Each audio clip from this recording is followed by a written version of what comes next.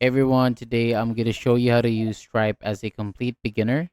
If you just created a Stripe account and the dashboard looks a little overwhelming, don't worry. In this tutorial, we'll take a quick tour of the main section so that you can understand what each tab is for. So once you log in, you'll land on the home page. So this is your main dashboard where Stripe gives you a quick overview of your account activity. So in here, you can see things like gross volumes, balances, payouts, and performance summary. So on the left side, you'll find the balances tab. So this section shows the money in your Stripe account, including incoming funds, available funds, payout information, and settlement currencies.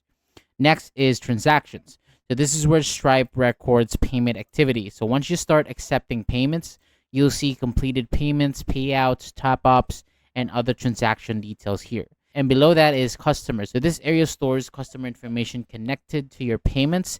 It helps you manage your customer details, payment history, and billing information more easily. And the product catalog section is where you create products or services that you want to sell.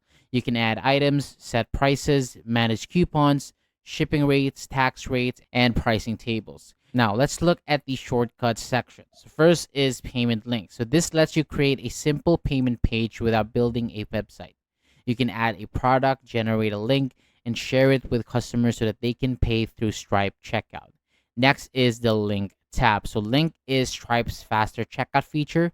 It helps returning customers pay more quickly by securely saving their payment information for future purchases. The apps overview page is where you can explore and connect apps or integration that can help you run your business better. Next is billing overview. So this section is useful for subscriptions, invoices, recurring payments, and revenue management. And if you need to charge customers monthly or send invoices, so this is where you can start. The dispute tabs helps you manage chargebacks and payment disputes. If a customer challenges a payment, Stripe will show the details here so that you can review and respond. And finally, there's payments analytics. So this section gives you reports and insights about your payments, including payment success rates, authentication disputes, payment methods, and optimization. And that's a simple beginner tour of the Stripe dashboard. So once you understand these main tabs, it becomes easier to manage payments, products, customers, and reports inside Stripe. So that is all for today. Thank you so much for watching.